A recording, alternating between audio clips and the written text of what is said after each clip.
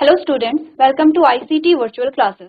सो class हम यहाँ पे बात कर रहे हैं टिश्यू की, और टिश्यू में चल रहा है यहाँ पे एनिमल टिश्यू। तो स्टार्ट करते हैं। इससे पहले प्लांट टिश्यू हमने पढ़ा है, वो आप लोग एक बार देख लेंगे। जैसे जैसे आपकी स्लाइड आगे बढ़ रही है टॉपिक आप देख लेंगे।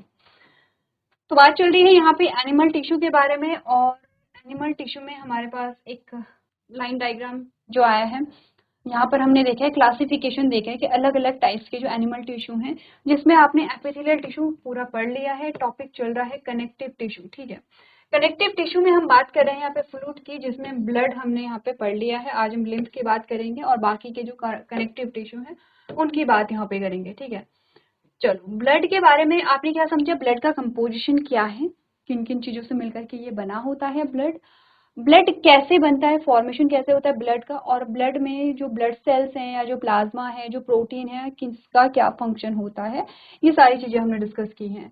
तो हमने रीड भी कर लिया था, थ्योरेटिकल पोर्शन हो गया था। अब आ जाओ लिम्फ पे। अच्छा, वैसे लिम्फ का जो फॉर्मेशन है वो ब्लड से ही होता है। कुछ डिफरेंसेस हैं यहाँ पे लिम्फ और ब्लड में। ठीक है, वो क्या है हम एक बार पढ़ेंगे और समझेंगे कि अच्छा सबसे पहले समझो कि बनता कैसा है लिम्फ। ठीक है, जनरल आइडिया ले लेते हैं। देखो लिम्फ का फॉर्मेशन होता कैसे है।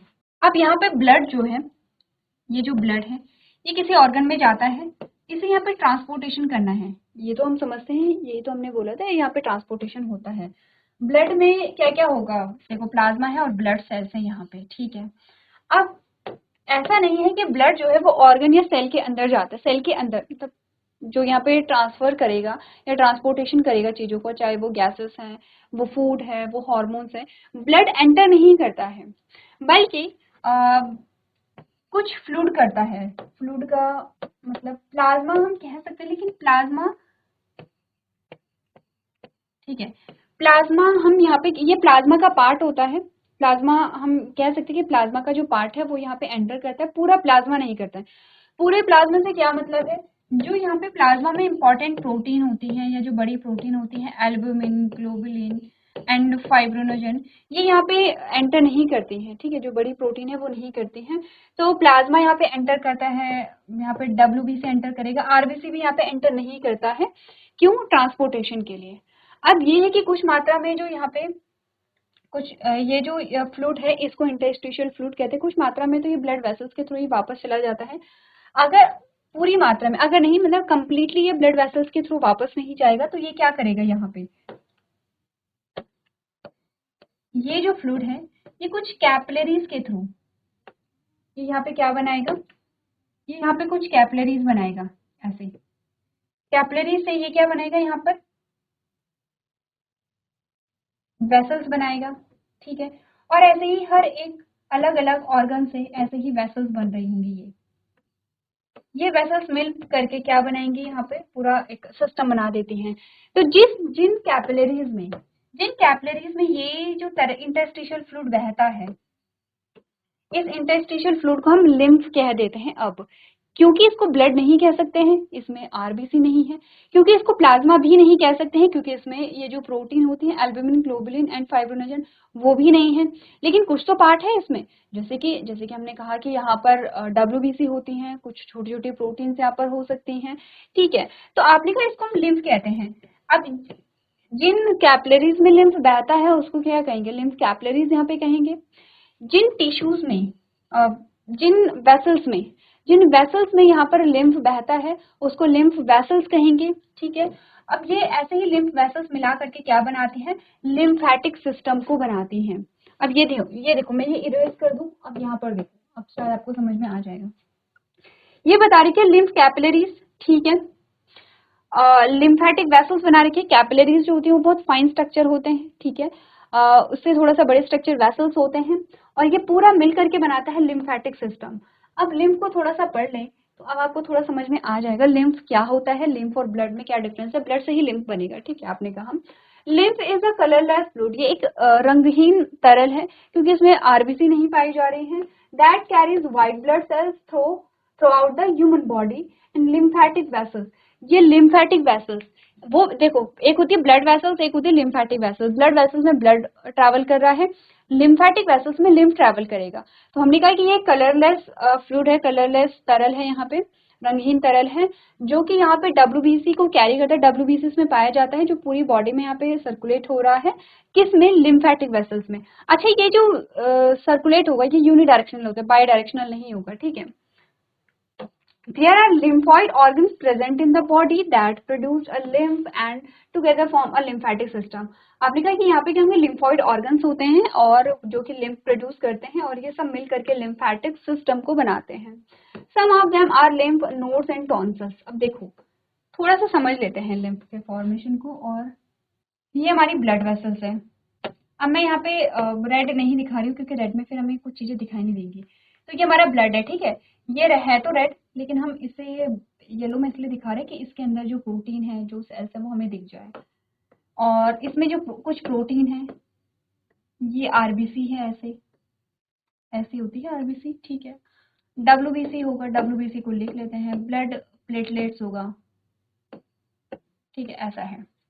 अब ये जाता है किसी ऑर्गन में। अब हमने बोला क्योंकि पूरा जो देखो आरबीसी तो नहीं जाएंगी, पूरा का पूरा जो यहाँ पे प्लाज्मा है वो भी नहीं जाएगा। प्लाज्मा का कुछ पार्ट जो है वो एंटर करेगा, वो ट्रांसपोर्टेशन करेगा। और अब क्या होता है, देखो ऐसा तो नहीं है कि एक बार ये जो इंटरस्टिशियल फ्लूइड कहते हैं इसको, प्लाज्मा आप नहीं बोलेंगे, इंटरस्टिशियल फ्लूइड कहेंगे। ऐसा तो नहीं होगा ना कि ब्लड से जो इंटरस्टिशियल फ्लूइड है वो हमारे हर एक सेल में चला जा रहा है। ऐसा करके तो हमारा जो यहाँ पे ब्लड है, ब्लड में जो यहाँ पे प्लाज्मा है या जो लिक्विड पोर्शन उसका अमाउंट कम होता चला जाएगा। और कम होता चला जाएगा तो आपने कहा कि एक कंडीशन ऐसी आएगी कि जो ब्लड है वो उसमें लिक्विड पोर्शन नहीं बचेगा। तो ऐसा तो नहीं है, हमें तो बैलेंस बना करके रखना है। इससे क्या होता है, ये जो तरल है ये बाहर निकलता है, ठीक है, कैपिलरीज के थ्रू। ये देखो ये कैपिलरीज बन रही हैं, ऐसे ऐसे ही हर एक सेल से निकलेगा। अब ये कैपिलरीज है, लिम्फेटिक कैपिलरी है, ये वेसल्स बनाती हैं तो लिम्फेटिक वेसल्स बन गई हैं, ठीक है, ऐसे। अब होगा क्या, ये ऐसे बहता है। हमने कहा यूनिडायरेक्शनल का मतलब क्या है, ये एट लास्ट ये यहाँ पर ब्लड में ही ऐड हो जाएगा, ब्लड में ही मिक्स हो जाएगा यहाँ पे, ठीक है। बीच बीच में यहाँ पे क्या होता है, लिम्फ नोड भी रहते हैं। लिम्फ नोड जो होते हैं वो स्कैनर का काम करते हैं। लिम्फ नोड को पढ़ते हैं जब आप यहाँ पे इम्यून सिस्टम को पढ़ते हैं, तो लिम्फ नोड जो है यहाँ पे, लिम्फ नोड यहाँ पे स्कैनर का काम करेंगे। इन केस अगर ब्लड में कोई हार्मफुल बैक्टीरिया है या कोई हार्मफुल पैथोजन है तो ये यहाँ पर क्या कर देगा, इसको पता चल जाएगा कि यहाँ पर क्या है, ये पैथोजन होता है। जैसे इसका पैथोजन का पता चलेगा ये इम्यून सिस्टम को यहाँ पे इन्फॉर्म करेगा और हमारा इम्यून सिस्टम एक्टिव हो जाता है। ये समझ में आया। आपको थोड़ा सा लिम्फ की इंपॉर्टेंस भी समझ में आ रही होगी इससे। तो क्या पढ़ा आपने, लिम्फ को लसिका कहते हैं। लसिका एक रंगहीन तरल पदार्थ है जो पूरे मानव शरीर में लसिका वाहिकाओं में सफेद रक्त वाहिकाओं को ले जाता है। शरीर में लिम्फॉइड अंग मौजूद होते हैं जो लिम्फ का उत्पादन करते हैं और साथ में लसिका प्रणाली का निर्माण करते हैं। उनमें से कुछ लिम्फ नोड्स और टॉन्सिल्स होते हैं। चलो आगे बढ़ो। और कुछ चीजें हमने समझा रखी हैं, जैसे कि कुछ डिफरेंसेस आपने कहा lymph is similar to blood except a few differences. कुछ अंतरों को छोड़ करके लसिका रक्त के समान ही होता है क्योंकि लसिका का निर्माण रक्त से ही होता है, ठीक है। क्या क्या होता है देखो, it contains only white blood cell, इसमें केवल श्वेत रक्त की कणिकाएं होती है, किसमें, लिम्फ में। जबकि ब्लड में आपने कहा और भी होती हैं। It contains less amount of blood protein calcium and phosphorus but more glucose. इसमें रक्त प्रोटीन कैल्शियम और फॉस्फोरस कम मात्रा में होता है लेकिन ग्लूकोज अधिक मात्रा में होता है, किसके कंपैरिजन में, ब्लड के कंपैरिजन में। It flows in one direction only, यही बोला था कि एक ही दिशा में ये बहता है। Lymph move in the body through its normal function like blood which is pumped by the heart. हृदय जो क्या करता है, ब्लड को पंप करता है। हमारा ब्लड जो है वो बॉडी में सर्कुलेट हो रहा है with the help of heart, heart क्योंकि पंप करेगा। जबकि लसिका जो है वो अपने सामान्य कार्य के माध्यम से इसको पंप करने की जरूरत नहीं होती, ये नॉर्मली फ्लो करता है बॉडी में। ये डिफरेंसेस इंपॉर्टेंट होते हैं, पूछे जाते हैं। चलो एक बार आप लोग पढ़ लेंगे और नोट भी कर लेंगे।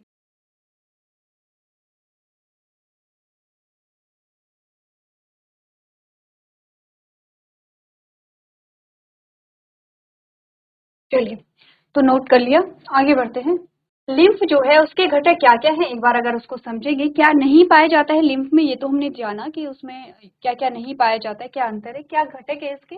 अभी क्या इसमें लिम्फ प्लाज्मा होगा। लिम्फ प्लाज्मा मतलब देखो प्लाज्मा का कुछ पोर्शन तो आया था, कंप्लीट प्लाज्मा तो नहीं बोलेंगे लेकिन कुछ तो तरल आया था। तो उसमें आपने कहा lymph plasma carries infection fighting proteins along with other substances such as water calcium and phosphorus. लसीका प्लाज्मा पानी, कैल्शियम और फास्फोरस जैसे अन्य पदार्थों के साथ संक्रमण से लड़ने वाले प्रोटीन भी ले जाते हैं, और इसीलिए लिम्फ को आप पढ़ते हैं यहाँ पर जब आप इम्यून सिस्टम पढ़ते हैं। और आपने कहा कि जो यहाँ पे इम्यून सिस्टम में या जो इम्यून सिस्टम का पार्ट जो होता है उसमें अलग अलग पार्ट्स जब आप पढ़ते हैं उसमें आप लिम्फ भी पढ़ते हैं, बहुत इंपॉर्टेंट रोल प्ले करते हैं लिम्फ। दूसरा आता है lymph corpuscles. Lymph corpuscles comprise the white blood cells, red blood cells and platelets are not present in lymph. ये ध्यान रखना कि लसीका कणिकाएं, श्वेत रक्त कणिकाएं इसमें पाई जाती है, लेकिन इसमें लाल रक्त कणिकाएं और प्लेटलेट्स मौजूद नहीं होते हैं। ठीक है, डिफरेंसेस आपसे पूछ लिए जाते हैं। तो ये है यहाँ पे बॉडी फ्लूइड जिसमें हमने ब्लड और लिम्फ को पढ़ा है। कहाँ पाई जाती है तो आप जानते हैं पूरी बॉडी में सर्कुलेट होते हैं, और इनके फंक्शन क्या क्या होते हैं ये भी हमने जाना। अब यहाँ पर जो कनेक्टिव टिश्यू है उसका दूसरा जो पार्ट है, कनेक्टिव टिश्यू का दूसरा प्रकार है, उसमें हम बात करेंगे यहाँ पे बोन एंड कार्टिलेज की। देखो एक बार देखो, स्केलेटल हम पढ़ते हैं जिसमें बोन एंड कार्टिलेज की हम यहाँ पे बात करते हैं। चलो, बोन जो है, हड्डियां जो है, हमारे शरीर में बहुत सारी हड्डियां होती है। कितनी हड्डियां होती है बताओ जरा, हमारी बॉडी में टोटल नंबर ऑफ बोन कितना होता है, एक बार पढ़ के आना। ठीक है, क्योंकि हमारा जो पूरा शरीर है वो सिर्फ एक सिंगल बोन से तो नहीं बना है, बहुत सारी बोन होती है, 206 हड्डियां होती हैं जो आपस में जुड़ करके यहाँ पे पूरे शरीर का एक ढांचा बनाती हैं, एक फ्रेमवर्क हमें देती हैं। तो हम हमारे जो बॉडी का एक यहाँ पे स्ट्रक्चर है वो कौन प्रोवाइड करता है, यहाँ पे बोन देता है। ठीक है, दूसरा बोन मूवमेंट में हेल्प करता है। तीसरा हमने कहा था कि जो हमारे इंटरनल ऑर्गन है उनको सेफ्टी प्रोवाइड करता है। अब बोन भी क्या होगा, क्योंकि कनेक्टिव टिश्यू ये भी मैट्रिक्स से ही बना होगा, तो इसके मैट्रिक्स के बारे में बात करेंगे। तो हमने कहा bones form a framework of the body over which the muscles are wrapped together. हमने कहा हड्डियां जो है शरीर का एक ढांचा बनाती है जिसके ऊपर मांसपेशियां क्या होती हैं, रैप होती हैं, और तब जाकर के आप पूरी बॉडी यहाँ पर कहते हैं कि ये हमारा क्या है, शरीर है। The bone tissue is strong and inflexible. ध्यान रखना कि हड्डी जो है वो मजबूत होता है, लचीला नहीं होता है। इनफ्लेक्सिबल बोला है, लचीला नहीं होता है। ठीक है, फ्लेक्सिबल नहीं बोले, इनफ्लेक्सिबल बोला। ये तो हम भी जानते हैं, हड्डियां फ्लेक्सिबल होती तो क्या मैं अपने हाथ को यहाँ से ऐसे मोड़ पाती, ट्विस्ट कर पाती? मैं वहीं से कर पाऊंगी जहां से जॉइंट है। ठीक है, जहां पे मेरे जोड़ है मैं वहीं से अपने हाथ को मूव कर पाऊंगी। नेक्स्ट यहाँ पे therefore bone cells are present in a rigid matrix that is form from calcium and phosphorus. आपने कहा जो अस्थियां होती है कठोर मैट्रिक्स में मौजूद होती है जो कैल्शियम एंड फास्फोरस से बना होता है, इसीलिए बोला था अकॉर्डिंग टू मैट्रिक्स या according to function of tissue. Matrix वैसा होगा जैसे टिश्यू का फंक्शन है, या टिश्यू का नेचर वैसा होगा जैसे मैट्रिक्स है। बोन है तो बोन का जो मैट्रिक्स है वो हार्ड एंड टफ है। ब्लड का जो मैट्रिक्स था वो कैसा था, यहाँ पे तरल था, लिक्विड था। ठीक है, नेक्स्ट है the bone comprise a microscopic tubules called haversian canal. आपने कहा हड्डियां सूक्ष्म नलिकाओं से बना होता है जैसे कि हेवेरिन कैनाल हम यहाँ पे कहते हैं। ठीक है, ये चीजें जब आप बोन का डिटेल स्ट्रक्चर करोगे तो आपको समझ में आएंगे। They are contain in osteons a rough cylindrical structure present along the axis of the bone। यानी कि वे हड्डी की धुरी के साथ मौजूद ऑस्टेन खुरदरी बेलनाकार संरचनाओं में समाहित होते हैं। They allow blood vessels, lymphatic vessels and nerve fibres to travel through them. किसकी बात कर रही है, बोन की बात करें कि बोन में रक्त वाहिकाएं होती हैं जो कि यहाँ पे क्या करेंगी, ट्रांसपोर्टेशन करेंगे चीजों का। लसिका वाहिकाएं भी होती हैं, लिम्फ वेसल्स भी होते हैं, क्योंकि उसको तो पूरी बॉडी में देखना है ना कि कोई पैथोजन है या नहीं है। और आपने कहा नर्वस टिश्यू भी होंगे, ऑफ कोर्स तभी तो हमें चीजें पता चलती हैं। आपको कहीं पे पेन हो रहा है, कहीं पे चोट लग जाती है, हड्डी में दर्द है या मसल्स में दर्द है, जो भी दर्द हमें फील होता है, तो इसीलिए यहाँ पे तंत्रिका तंतुओं को उनके माध्यम से यात्रा नहीं, मतलब ये क्या होंगी, बोन्स के अंदर क्या होंगी, यहाँ पे जाती हैं, बोन के अंदर रहती हैं, तभी हमें वो चीजें यहाँ पे फील हो पाती हैं। These canals have concentric channels called lamellae around them. इन नहरों के चारों लैमेली नामक सेकेंडरी चैनल होते हैं। The haversian canals communicate with bone cells through connections called canaliculi. ठीक है, आपने कहा हेवेरिन कैनालिकुली नामक कनेक्शन के माध्यम से हड्डियों की कोशिकाओं के साथ संचार करती है। यहाँ पे ये है बोन। अब आते हैं कार्टिलेज में। कार्टिलेज जो है वो भी स्केलेटल सिस्टम का ही पार्ट होता है, बट कार्टिलेज जो है वो फ्लेक्सिबल होता है, सॉफ्ट होता है, हड्डी के कंपैरिजन में इतना रिजिड नहीं होता है। कहाँ पाए जाते हैं, जैसे हमारा ईयर पिन्ना है तो हम इसको फोल्ड कर पाते हैं।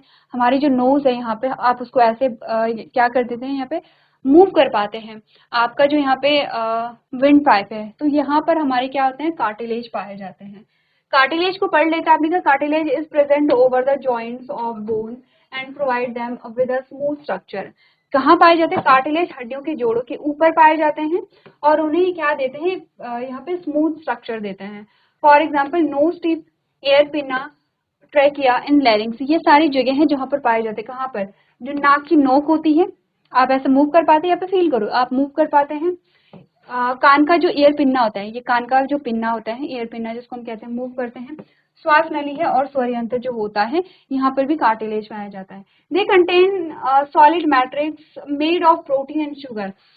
तो पूछा जाता है, आपने कहा बोन जब पढ़ रहे थे तो बोन का मैट्रिक्स आपने क्या पढ़ा था? बोन का जो मैट्रिक्स है वो कैल्शियम एंड फास्फोरस हमने पढ़ा था, और कार्टिलेज का जो मैट्रिक्स है वो प्रोटीन एंड शुगर से यहाँ पे बना होता है। They have a homogeneous matrix, इसमें प्रोटीन और शुगर लिखना, ठीक है, चीनी नहीं लिखना, शुगर लिखना, से बना एक ठोस मैट्रिक्स होता है। शुगर मतलब समझते हैं कार्बोहाइड्रेट, प्रोटीन एंड कार्बोहाइड्रेट लिख लेना यहाँ पे, प्रोटीन एंड कार्बोहाइड्रेट, यहाँ पे भी कार्बोहाइड्रेट लिख लेना। प्रोटीन एंड कार्बोहाइड्रेट से बना होता है और एक समरूप मैट्रिक्स इनका होता है। It provide support and flexibility to various parts of the body, ये हमारे शरीर के विभिन्न हिस्सों को सहारा देते हैं और फ्लेक्सिबिलिटी देते हैं, लचीलापन यहाँ पर देते हैं। ठीक है, चलो तो देखो यहाँ पे कार्टिलेज कंप्लीट हुआ या नहीं हुआ, एक बार आप लोग रीड कर लेंगे।